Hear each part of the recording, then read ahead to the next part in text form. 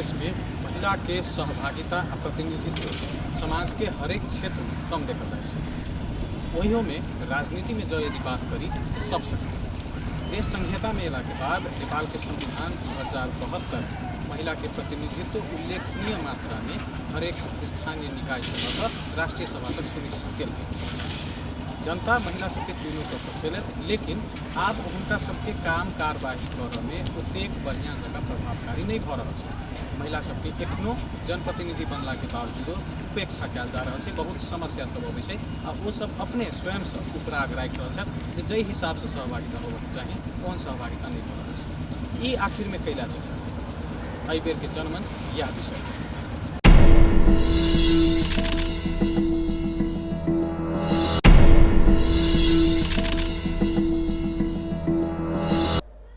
दर्शकबिंद नमस्कार, हम अमित ठाकुर जनमंच में अहाँ सबके बहुत स्वागत है। देश संघीयता में गेला के बाद 3 तह के सरकार बनल।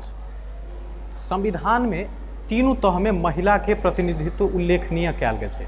तै में प्रतिनिधि सभा, प्रदेश सभा आ जे राष्ट्रीय सभा छै ओहि में तो बाध्यकारी 1/3 संख्या राख के व्यवस्था कऽ देल गेल छै। स्थानीय तह के जो यदि बात करी तो वार्ड सदस्य में से हो 2 गोटे महिला के रखनाई आ मेयर चाहे उपमेयर में से महिला पुरुष भ क प्रतिनिधित्व केनाई बात कयल गेल छै।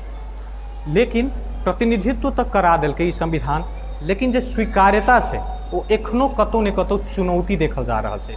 बढ़िया जकाँ काज कर नहीं देनाई, जे स्वीकार केनाई, बातचीत माननाई, समन्वय केनाई, ओहि सबके अभाव कतौ ने कतौ एखनो स्थानीय तह से लऽ कऽ ऊपर तक के प्रतिनिधि सभा आ राष्ट्रीय सभा में सेहो देखल जाए छै। आई हम सब जनमंच में यह विषय पर बहस करे जा रहल छी। बहस में हमरा सबके साथ में आई हम सब वार्ड सदस्य से लऽ कऽ उप प्रमुख तक के बजेने छियै। एहि बेर बातचीत हेतै जे की हुनका सबके समस्या भोगऽ पड़ि रहल छै। कार्यक्रम में एहि बेर कनिक हम सब अपन जे मॉडल छै वो चेंज कऽ देलियै। सब गोटे के अपन अपन प्रतिक्रिया राखऽ के मौका मिलतै।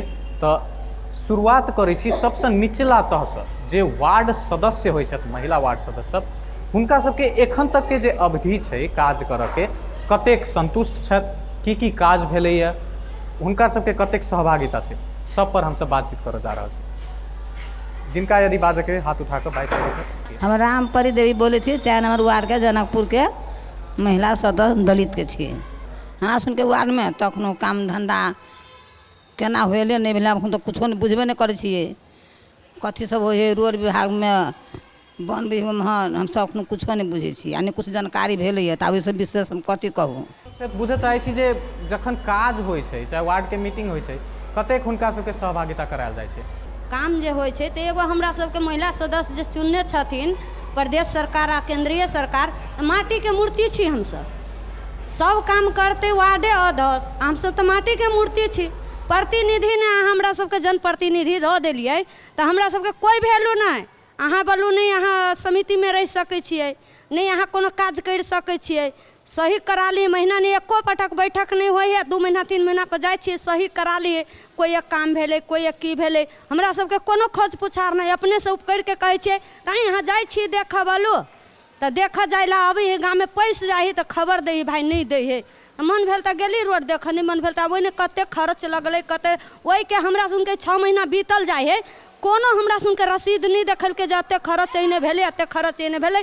कोई माने मतलब नहीं, ओने कमीशन खैलकै कि नहीं खैलकै, केकरा देलकै, उ सब सदस्य अध्यक्ष सब की कहने है, एगो दूगो पीछा में चमुआ राखि लेने है।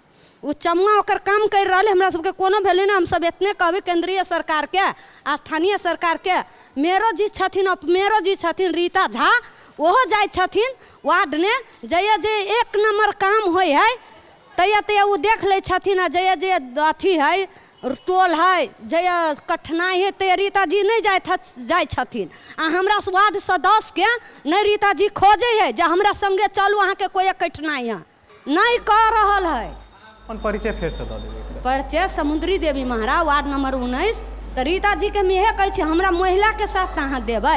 हमरा अहाँ जब वार्ड में जाय छियै, अहाँ के हम बोलबै छी तऽ हमरा खोज के चलू, जे कोई कठिनाई अहाँ हमरा से बुझू कि अहाँ वार्ड सदस्य से बुझ के चलि अबै छियै, तो उनकरो गलती है ने।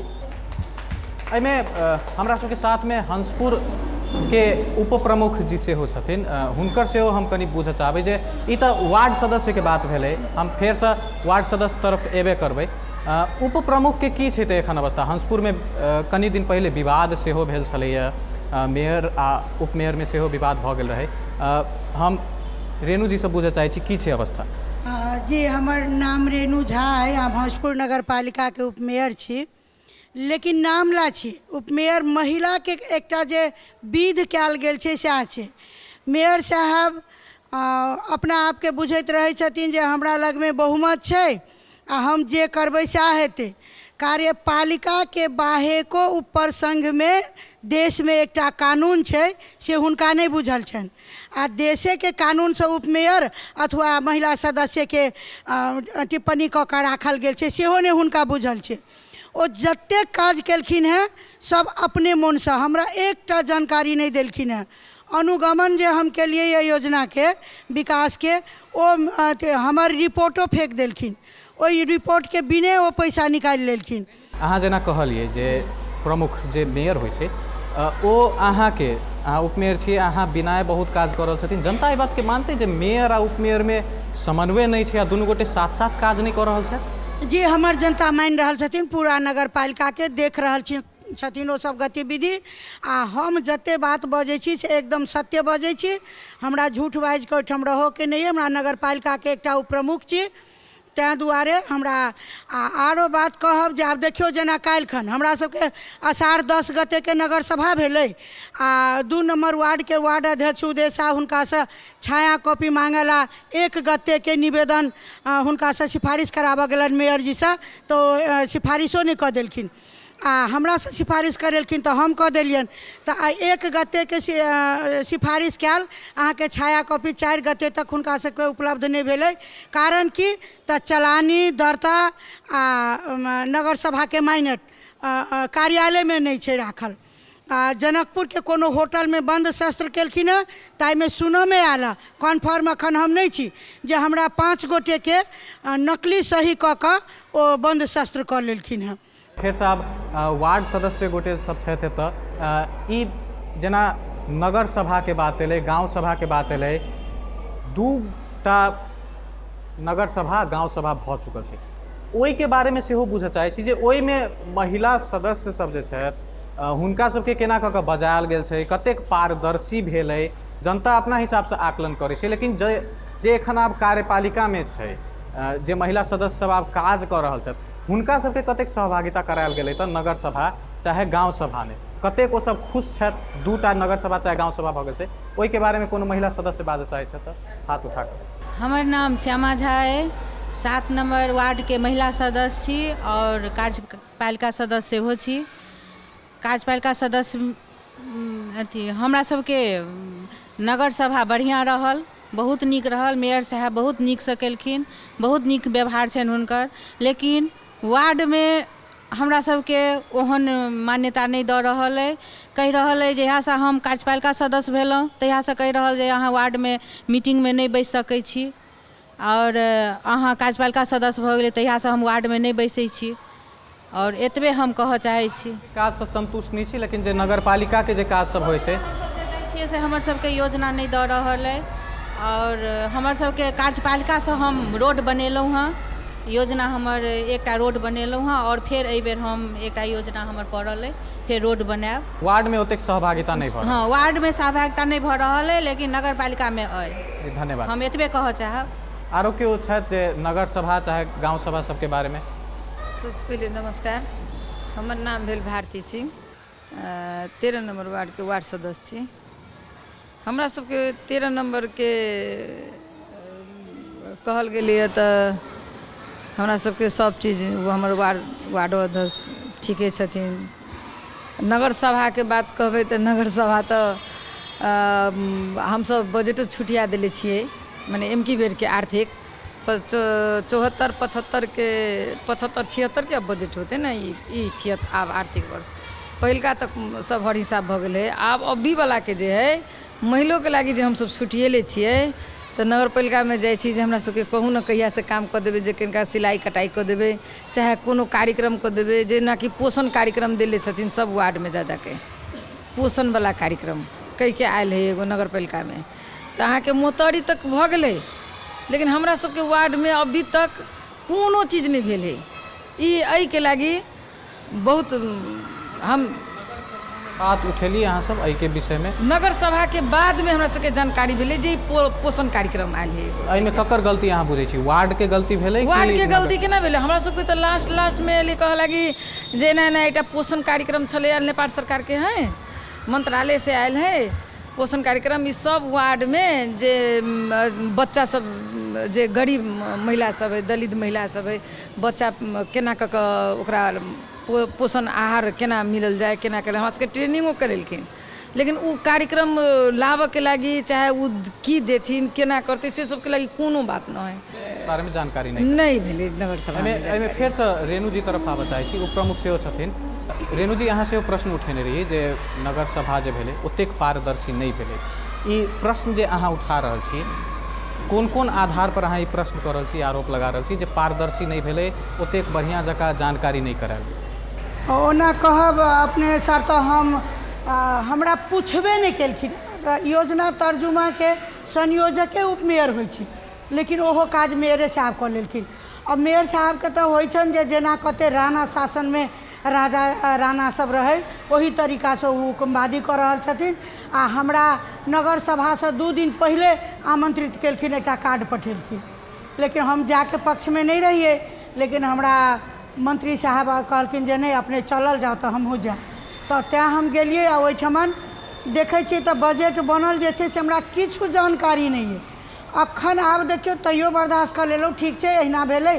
पाछा सुध बनायल जाइ छै, छलफल कयल जाइ छै, ओहियो में अहाँ के नहीं पूछल गेलै? एकदम नहीं पहिल बेर में रह, लेकिन ई दोसर नगर सभा में साफे हमरा जानकारिए नहीं। एकाएक प्रस्तुत करे ला कहलखिन, तो हम कहलिए हमरा बुझले नहीं है तो प्रस्तुत केना कर देब।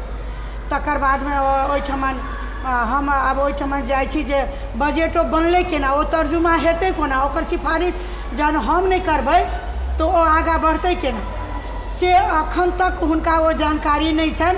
आई सुनो में आयल काल्हि खन जे हमर नकली सही कऽ कऽ ओकरा तर्जुमा बना लेलखिन। सही सेहो नकली होइ छै, सिग्नेचर सेहो नकली सेहो कऽ लेलखिन हमरा नगर सभा में। हमरा सुनो में आयल, हम खासे आँखि से नहीं देखलहुँ हैं, तैं दुआरे हम एकरा कन्फर्म भऽ कऽ सेहो अपने सबके जानकारी देब।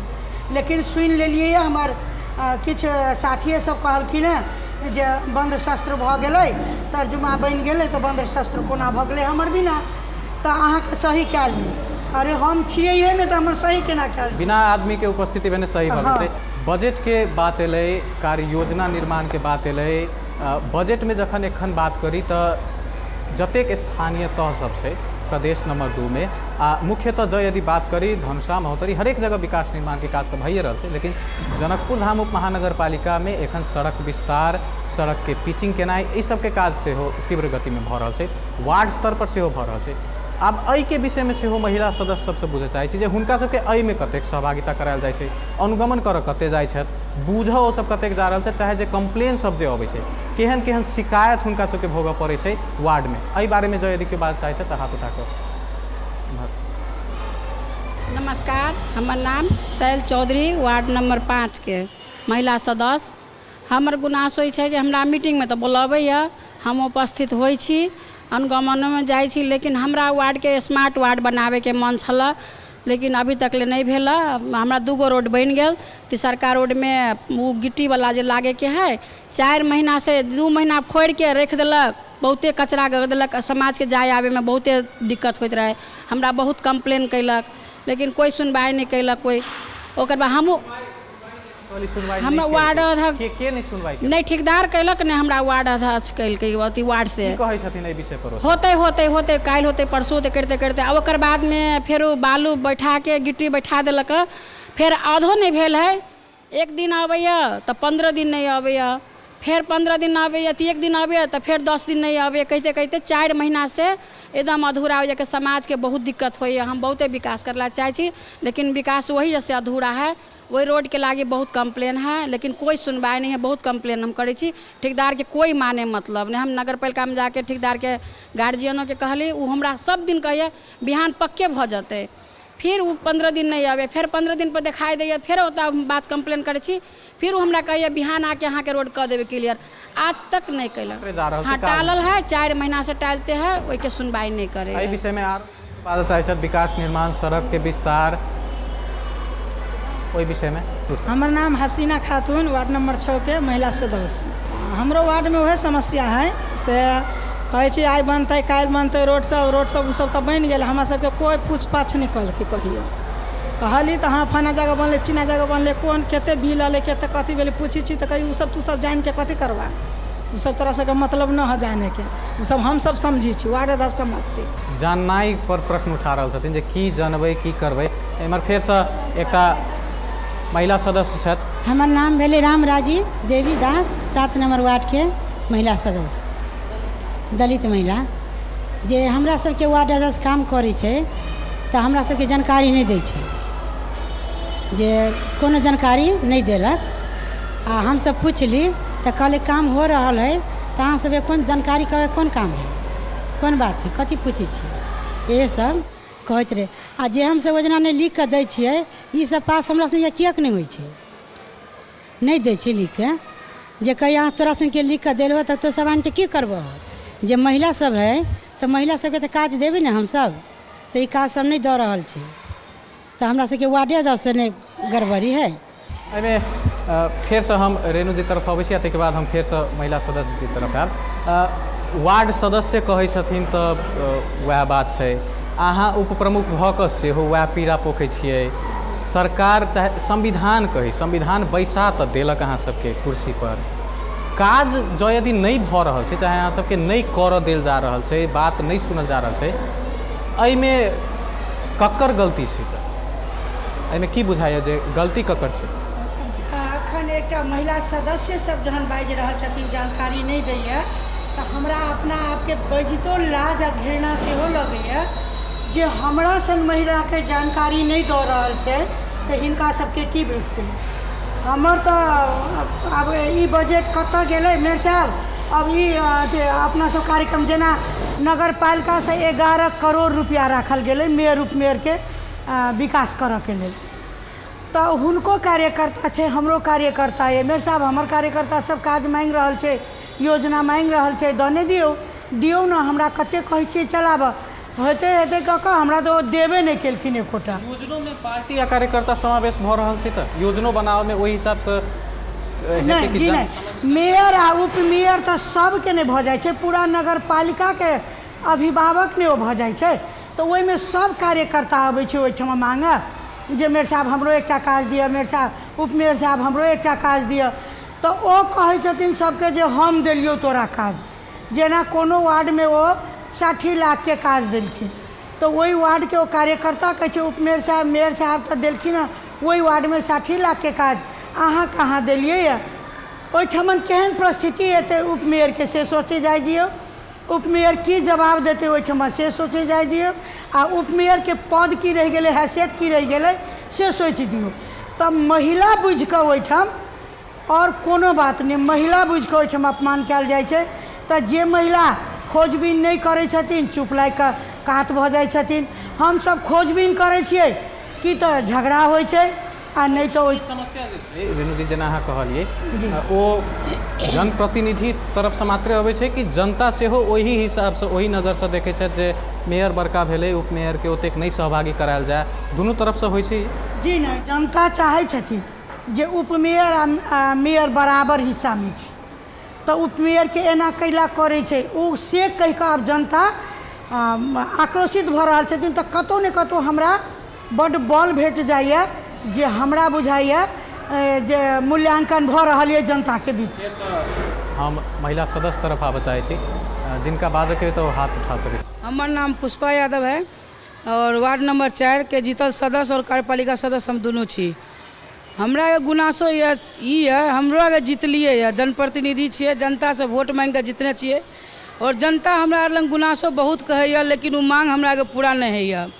या तो कोई भी अगर छोट मोट फुट्टा फुट्टी गिरबै लए कहै छी तऽ कहै छै वार्ड अध्यक्ष के लग जाओ, ओकरा सिग्नेचर करा के आओ। हमरा के सदस्यो छी, कार्यपालिका सदस्यो छी, लेकिन लागबे नहीं करे कि हमरा कार्यपालिका सदस्य छी और सदस्य में जीतल छी। ओहो लऽ करी सिग्नेचर वार्ड हमरा कार्यपालिका सदस्य कैले छी कथीके छी कुछ समझमे नहीं आबैया। फेर नगर पालिका कोनो योजनो रहे छै चाहे अनुगमनो कतौ रोड बने छै नाला बने छै तो ओहि सबमे हमरा के अनुगमन के बात है। वार्ड अध्यक्ष सब हमरा के मने साइन अथी मीटिंग सीटिंग करै छथिन बोलाबै छै ई काम छौ एना योजना एलो ई सब एलो से सब कहै छथिन लेकिन आइ तक कतऽ रोड बनलै कतऽ नाला बनलै हमरा के नहीं कतौ अनुगमनमे गेलै नहीं पठेलखिन यऽ। सर सफाइके जिम्मेवारी देने छथिन हमरा के वार्ड अध्यक्ष से हम कराबै छी जनता ओहिसँ हमरासँ खुश यऽ। लेकिन जे काम कर्तव्य हम जे खातिर वोट मांगने छी जीतल छी उ काम कर्तव्य हम पूरा नहीं कऽ रहल छी जनता के लागी गुनासो यऽ बहुत मन में हमरा जनतो के बहुत गुनासो यऽ। हम चाहे छी एगो जीतल व्यक्ति चाहे एहन काम कऽ के देखाबी जे जनता फेर हमरा काल्हि चाहे सराहे और की कहै छै योजनो सब मांगे छी तो वो सब नहीं मिलैया। हाँ किनका किनका दोषी बुझै छी अहाँ चाहे कतऽ अहाँके बाधा आबि रहल है? कार्यपालिका सदस्य तऽ हमरा के नगरो से दोषी छियै मानै छियै नगर पालिकोमे और की कहै छै वार्डोमे हमरा के मानै छियै दोषी वार्डो अध्यक्षके। लेकिन मने हरेक चीज पूछै छै कामो बाँटै छथिन लेकिन यह योजना सब हमरा के वार्डमे कहै छियै तऽ कहलक जो तू कार्यपालिका सदस्य अपन योजना नगर सभा से मांग आ ओतऽ मांगै छी तऽ कहलक हेतै लेकिन अभी तक हमरा के कोनो योजना नहीं मिलल यऽ। हमरो के जनता के खुश करै लए चाहै छियै हम चाहै छियै उतना खाड़ भए के अपना सामनेमे रहि के कोनो काम कराबी जाहिसँ जनता खुश हुए से काम नहीं भऽ रहल छै। हमरा के मन के मुताबिक हमरा के मन के इच्छा पूरा नहीं भऽ रहल छै कतौ न कतौ बहुत बड़का विडम्बना है और कैले है सेहो नहीं जानै छी हमरा आरके आ किया एना भऽ रहल छै कि महिला छी तैसँ ओना भऽ रहल छै कि ई बात। हमरा सबके साथ में धनौजी गाउँपालिका के सेहो उपप्रमुख जी छथिन तऽ एकटा दोसर उपप्रमुख के सेहो समस्या बुझऽ चाहै छी। एखन तक हंसपुर के उपप्रमुख के बात अबै छलै महिला सदस्य सबके सेहो बात एलै ई उपप्रमुख के समस्या जे कही एके जगह छै कि आरो जगह छै सेहो एहिसँ शायद कनि ने कनि स्पष्ट भऽ जेतै जे वार्ड के सदस्य सब जनता सब ताहिके बाद जे प्रमुख होइ छै गाउँपालिका चाहे नगरपालिका के कोन हिसाब से व्यवहार कयल जाइ छै महिला जे जनप्रतिनिधि छथि विकास निर्माण के काज में कतेक सहयोग कयल जाइ छै? सबैजनामा नमस्कार। म प्रदेश नंबर 2 धनुषा जिला को धनौजी गाउँपालिका को उपप्रमुख रामवती मण्डल। हाम्रो गाउँपालिका में 74 साल को जति योजना थियो विकास को सबै भइसक्यो र अलिअलि बाँकी काम त सबै भइसक्यो र फरछौट अलिअलि फाटाफुटा अलिअलि बाँकी छ। अनि त्यसपछि हाम्रो गाउँपालिकामा 8वटा विद्यालय छ 8वटा विद्यालयमा इङ्ग्लिस मिडियम सुरु गरेछु हामीले लागू गरेछु। करमे कतऽ कठिनाई भऽ रहल है यहाँ सबके कि कोनो समस्या नहीं छै ओतऽ एकदम सुखी छै ओतऽ के जनता अहूँ पूरा खुश छियै की छै अवस्था? समस्या त छ सर समस्या छ नभएको होइन। अब जति उपमेयर दिदी बहिनी छ र महिला सदस्य ज्यू सबैमा समस्या छ। समस्या यस्तो छ सर मेयर उपमेयर को छलफल र हुन्छ नि जनताको अब कहाँ के गर्ने विकास गर्ने कहाँ के गर्ने त्यो भइरहेको छैन। जहाँ पनि गाउँपालिका नगरपालिकामा जहाँ पनि मेयर उपमेयरको द्वन्द्व छ नभएको होइन। धन्यवाद। फेर से हम वापस महिला सदस्य सब तरफ आबऽ चाहै छियै जमीनी अवस्था की छै इम्हर? नमस्कार हमर नाम भेल संजू दास हम 13 नंबर वार्ड के वार्ड सदस्य दलित महिला में से छी हम जीतल। हमरा तो सबसे बड़का समस्या अइया लगैया कि हमरा सबके जे नगर के सभा जे भेलै ओहि से हम संतुष्ट नहीं छी कियाकि तो ओहि में हमरा सबके जे मतलब जे आगामी साल के जे रहे समीक्षा ओहि के हमरा सबके मतलब बढ़िया से पारदर्शिक रूप में हमरा सबके नहीं देखैलक कोनो बिल के मतलब नहीं देखैलक कि एना से एना भेलै कि और हमरा सबके मतलब जब भेलै पहले बंद सत्र में जब बात भेलै तो ये बंद सत्र में जना एक लौटी शासन नहीं होइ छै वही तरह प्रमुख साहब कलखिन और सदस्य सबके तो कोनो मायने नहीं रखलखिन कोनो जे जेंट्स छै से हो और सदस्य सब जे महिला छै उनको सबके कोनो वैल्यू नहीं रखलखिन। गांव सभा के बात जी। कहलिए चाहे नगर सभा के बात कहलिए वार्ड के अध्यक्ष जे छथि कतेक अहाँ सबके सुनै छथि आ कतेक सहभागी करबै छथि काजमे?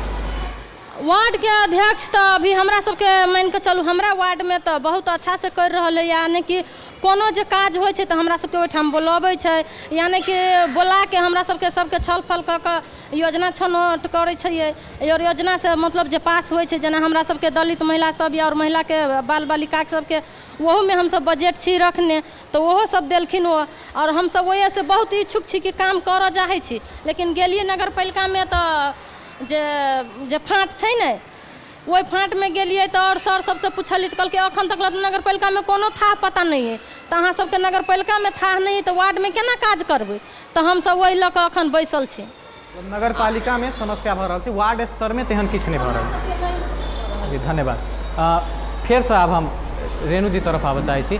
सर सफाई एकटा पैघ मुद्दा होइ छै विकास के, नगर चाहे गाँव के सुंदर जँ यदि बनाबी तो ओतऽ के जनता स्वस्थो रहै छै आ विकास जे होइ छै ओ आरो बढ़िया जकाँ निखरि कऽ अबै छै। घर के सर सफाई तऽ महिला माय बहिन सब जे रहै छथि से करै छथि, आब उप प्रमुख सेहो महिला छथि बहुत जगह पर, नगर के सर सफाई में कतेक हुनका सबके सहभागिता करायल जाइ छै ओहि विषय पर की छै एखन रेणु जी अहाँ सबके सर सफाई के प्रसंग में साथ लेल जाइ छै कि सर सफाई के योजनो नहि आयल छै, जेना बहुत जगह ई समस्या सब अबै छै? जी योजना तो सर सफाई के राखल छलै हमरा सबके, लेकिन एकटा ओहिठाम कष्ट की छै तऽ गाँव लेवल के ठाव में नगर पालिका घोषित भेल छै, तो सर सफाई के कठिनाइए छै केनाइ, बड़ कठिन सब भऽ रहल छै। दोसर पोखरि सब छलैया बड़ जाम भऽ गेल, कुम्ही सबसँ भरि भरि गेल छलैया, ओहि सबके सर सफाई कयल गेलैया। इसकुल सबके सर सफाई करबाबऽके हमसब ग्राह्यता देने छियै, स्वास्थ्य चौकी सर सफाई के ग्राह्यता देने छियै। आ रोड खास कहबै तऽ अखन जेना हमरे वार्ड के रोड बहुत संकरण छलैया भऽ गेल, तऽ ओकरा हमसब 27 फीट में लऽ जाला 7 बरससँ लोक कोशिश केने छलखिन हेँ, लेकिन नहीं टूटल छलैया, तो हमसब तोड़बेलिए। तो आब मेयर साहब कहलखिन वो तोड़बेलकै तो ओकरे जिम्मा है रोडो बनाबऽके। आब ओहिठाम बड़का भारी समस्या हमरा पठार भऽ गेल छै जे हम कोना के रोड के बनबिए। अहाँ तोड़बेलिए तो अहाँ के जिम्मा भऽ गेल, अब अहाँ ओकरा व्यवस्थित करबै। हमरा ओ बड़ बड़का भारी बात भऽ गेलै, कठिनाई सेहो भऽ गेलिए। न्यायिक समिति सेहो जोड़ऽ चाहै छी, एतेक बड़का अधिकार देल गेल छै सेहो उप प्रमुख के, आ बहुत जगह उप प्रमुख महिला छथि, न्यायिक समिति के अधिकार देल गेल छै।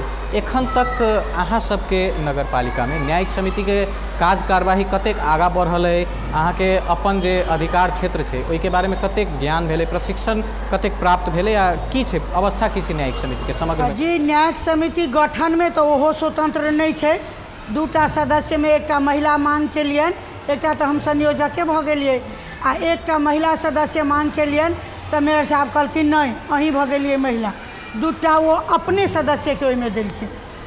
आ तकर बाद न्यायिक समिति चलाबऽ में हमरा खासे डिस्टर्ब नहीं भऽ रहल है, किया तऽ हम 5 वर्ष पूर्व सेहो ई काज केने छियै।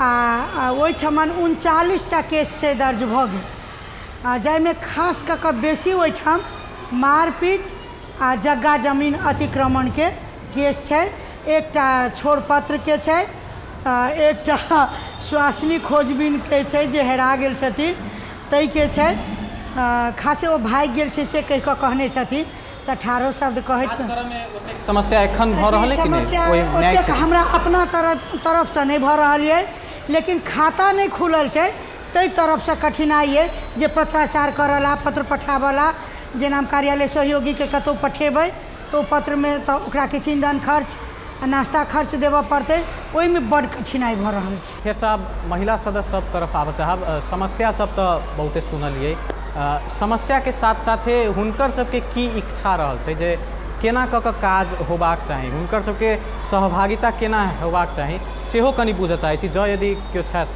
तऽ। नमस्कार, हम 8 नंबर वार्ड के सदस्य छी आ करपालिका नगरपालिका के सदस्य छी।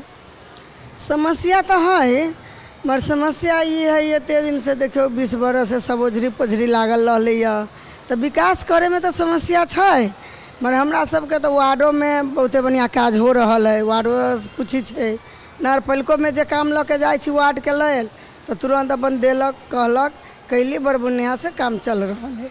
नमस्कार सब गोटे में। हमार नाम है सुनीता देवी मस्तरनी। हम दलित से छी, जनकपुर महानगर पालिका कार्यपालिका सदस्य।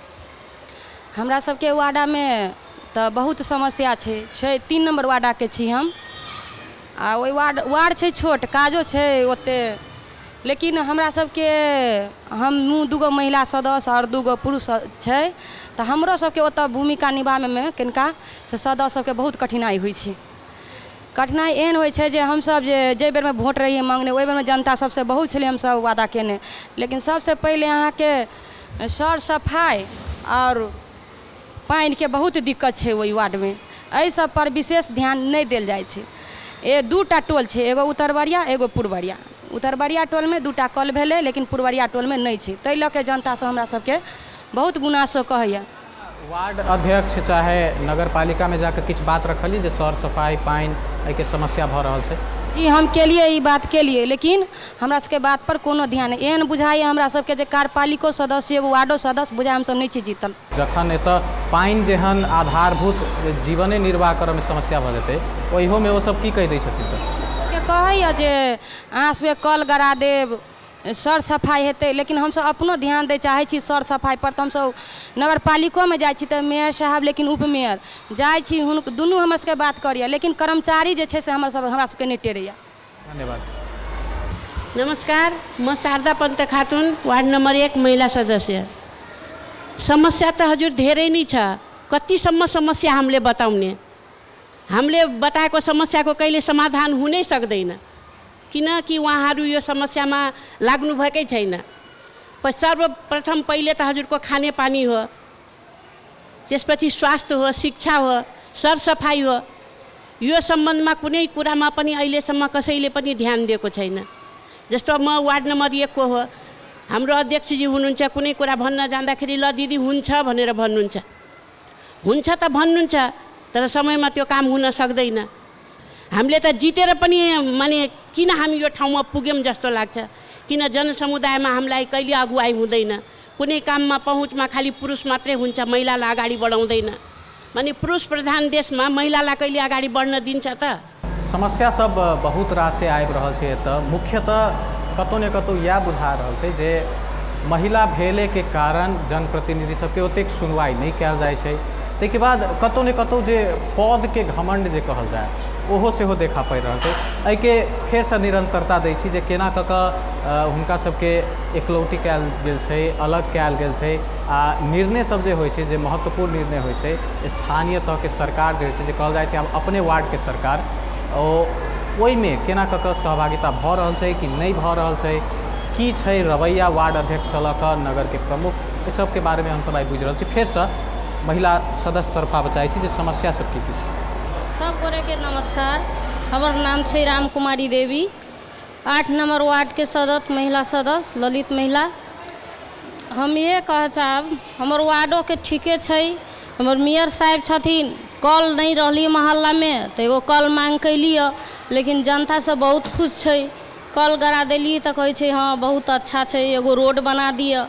तो रोड के लऽ के इहे हम कहब। ओ सब आब कनी ने कनी निवारण तरफ से हो जाए पड़लै, जे समस्या सब तऽ भऽ गेलै, जिनका आब जे पीड़ित छथि हुनका तरफ से सेहो किछु शायद स्टेप आबऽके चाही।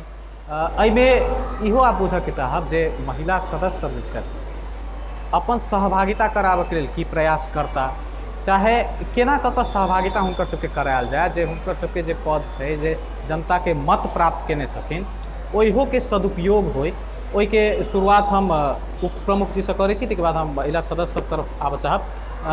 सहभागिता केना कऽ के हेतै, आ ई जे समस्या सब जे देखल जा रहल छै, ओहिके निवारण केना कऽ के हेतै? तऽ समस्या के निवारण जाबे तक मेयर उपमेयर कार्यपालिका के बीच बैस कऽ समय नहीं हेतै, आ बीच में पारदर्शी कोनो बात के नहीं हेतै, ताबत समस्या समाधान भऽ कोना सकतै। बातचीत से समन्वय आ पारदर्शी दुनू शब्द हम प्रयोग केलहुँ हैं। बात से समन्वय जाबत हम सब नहीं करबै, काज के पारदर्शी जाबत हम सब नहीं करबै, ताबे तक समाधान कहियो नहीं भऽ सकैए।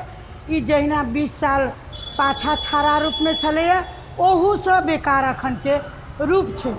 आ यदि एना रहि गेलै तऽ ई संघीयता नहिए टिकतै, नहिए सरकारो नहिए चाहै छै। आ इहो स्थानीय सरकारके एकटा भऽ गेल छनि हमरा मेयर साहबके खास कऽ कऽ जे हम स्थानीय सरकार छिए, लेकिन किया छिए, कैला छिए, ककरा ला छिए से नहि ओ बुझि रहल छथि। एहिमे महिला सदस्यके सेहो बुझऽ चाहब जे केना कऽ कऽ अपन सहभागिता चाहै छथि ओसभ आ की कदम ओसभ लेता समस्याके समाधान तरफ जो यदि बाजऽ चाहै छी। सर्वप्रथम तऽ हम एगो बात जरूर कहब जे अपना सबके अभी जे महिला सब जनप्रतिनिधि छथिन हुनका सबमे अशिक्षित बहुत छथिन। सबसे पहिले बाते नहीं बुझी छथिन कि उ सब जे ई वार्ड अध्यक्ष छै, हम सदस्य छी, हम केना कऽ के करबै आ केना कऽ के बुझबै उ बात नहीं। सब वार्ड सदस्य में महिला सब ओतेक जानकार नहीं छथिन। सबसे दुख के दुर्भाग्य उ है। आ रह गए जहाँ जहाँ कनिका टाइटली छथिन ओहि जमन मिला के चले है, कनिका ठीके देखे छी हम। आ जै जमन नहीं है साफे एकदम दोनों बराबर है दलितों में आ एहनो खुलो महिला में, तो वही जमन बहुत समस्या है। जानकारी के अभाव चाहे शिक्षा के अभाव, अपन कार्य क्षेत्र नहीं बुझनाइ, एहिमे एकर निवारण केना हेतै? तऽ किछु अब शिक्षा के अभाव या सब तो छी, हम सब तो एगो परिपक्व महिला, बच्चा तो कोई नहीं छी लड़ल अपना अपना एज के हिसाब से। सब तो हम सब तो एकदम अथिए छिए। तो अब अभी हमरा सबके कोई क्लासो देते पढ़ लागी, हम अपने पर बात कर रहे छी, तो नहीं होते उस समस्या। लेकिन हाँ, कार्य क्षेत्र भीतर केना काज करबै, हाँ, ओहि से कहीं मदद पहुंचे। जी INGO सब है, वो टाइम पर कमती में लिख के नाम लिखबो के जे अब ही एकरा सबके कि नहीं कोनो बात पूछ के कोनो बात कह के NGO सब जे कनिका सहयोग करथिन तो हमरा सबके बुझाइए कि आब बहुत भेलैए, बहुते भेल कि ना। जहिया 10 महीना भऽ गेल, 9 महीना भऽ गेल, असोज 9 गते हमरा सबके शपथ ग्रहण भेल रहे, असोज 9 गते। आब असोज 9 गते, भादो अभी चलि रहल है 6 गते है, आब 9 गते हेतै तऽ 12 महीना मोटा मोटी भऽ जेतै। हमरा सबके 1 बरस पूगा लागल है जीतला के बाद। प्रशिक्षण लेकिन बहुत कम भेलै। ई प्रशिक्षण के बाद सेहो जोड़ऽ चाहब आब एहिमे महिला सदस्य सब जे छथि ओ सब की छै एखन सरकार के तरफ से होय चाहे वार्ड के तरफ से नगर के तरफ से जे कार्य क्षेत्र जे होइ छै, नया संरचना छै संघीयता बुझऽ में बहुत गोटे के नहीं आयल छै, अपन दायित्व एखनो तक नहीं बुझने छथि। प्रशिक्षण भेल छै कि नहीं, हुनका सबके जानकारी करायल गेल छै कि नहीं, ट्रेनिंग दियाल गेल छै कि नहीं, सेहो के बारे में बुझऽ चाहै छी। जो किनको बाजऽ के होय के बारे में तऽ बाजि सकै छथि। हमरा मन में अभिलाषा छलै कि हम जीतबै तऽ कुछो करबै, ओहन ऐसन बात हमरा अभी नहीं लगैए पूरा भेलै। हम आदमी कहै छलै कि हम जीतब, नाली मोरी ठीक करायब, सर सफाई करब, तऽ सर सफाई तऽ ठीके हो रहा है, लेकिन शिक्षा के कमी है। ओहि में हमर सबके मन है कि जेना कि डॉक्टरे है, डॉक्टरे के हम बोलाऊ वार्ड में, महीना में 1 बेर बैठेला, गरीब अमीर सबके इलाज के लागी जाँच उच है। जे महिला वार्ड सदस्य के कतेक तक जिम्मेवारी छै, ओहि के बारे में कोनो प्रशिक्षण भेलै वार्ड में एखन तक चाहे नगर स्तर में? हाँ, हमरा तो वार्ड में होइ छै, हमरा तो पूछताछ होइ है, हम कर छी, लेकिन हमरा कार्यक्रम सब अबै छै, लेकिन अबै छै फिर लागू नहीं होइ छै ने, तालीमे कह के वहीं पर से रह जाइ छै। तालीम कऽ के हम एगो प्रौढ़ शिक्षा के अथी के करैले छलिए ब्यूटी पार्लर के, तो वो भऽ गेला, अभी तक ले परिचय पत्र नहीं बटाइल है, लेकिन बटाते ओकर में थप भी होते। एहि साल के 74 तक ले तो हम सब कऽ लेले छी, आ 75 में फेरो लागू होते से करे लागी। रेणु जी, जेना एतऽ प्रशिक्षण के बात सब एलैए, उप प्रमुख सेहो छियै, तऽ नगर के हैसियत से अहाँ सब आब एखन अभिभावक छी, ओ जिम्मेवारी कतौ ने कतौ अहाँ सबके सेहो अबै छै जे अपना नगर में रहल जनप्रतिनिधि सबके शिक्षित कराबी जे हुनकर सबके कतेक तक दायित्व रहल छै, कतेक तक कार्य क्षेत्र रहल छै, केना कऽ के प्रभावकारी तरीका से काज करता। अहाँ सबके तरफ से अहाँ सब प्रयास एखन केने छियै प्रशिक्षण देबऽ के लेल? जी, देबक प्रयास तऽ हम सब केने छियै, अखन देने नहीं छियै, लेकिन हमर अपन व्यक्तिगत महिला नाते विचार है जे हमरा नगरपालिका में 9टा वार्ड छै, तो 9 दूना 18टा महिला छथिन, आ सत्तेके ओ सब बेचारा सब अशिक्षित छथिन, तो ओकर प्रशिक्षण हुनका सबके भेटनाइ बड़ जरूरी छै जे ओ सब बुझथिन बात। अखन 4 साल बाकी छै, 1 साल बीतलैए, 4 साल में जैसे ओ सब काबिल भऽ जाथिन, आ दोसर 4 साल उपरांत जे केओ आबऽ वाली छथिन हुनका शिक्षा केना प्राप्त हेतै, ताहि दिस हमरा ध्यान जा रहल है। अखन हम कोशिशे में छी अखन केलहुँ हमें। दर्शक बिन आइ के बहस आब हम एतै समाप्त करै छी। अहाँ सब हमर सबके कार्यक्रम के बारे में अपन सलाह सुझाव आ प्रतिक्रिया सेहो पठा सकै छी। ओहिके लेल हमर सबके ठेगाना रहल अछि अपन टेलीविजन भ्रमरपुरा चौक जनकपुर धाम। अहाँ सब हमरा सबके फोन मार्फत से हो अपन सलाह सुझाव दऽ सकै छी। हमर सबके फोन नंबर रहल अछि 041 530 603। तहिना ईमेल रहल अछि हमर सबके janmanch.appantv@gmail.com। ई कार्यक्रम हम सब फेर सँ लऽ कऽ अगिला सप्ताह इएह समय में उपस्थित हेबे करब। ताबे धरि के लेल हमरा सबके विदा दिअ। नमस्कार।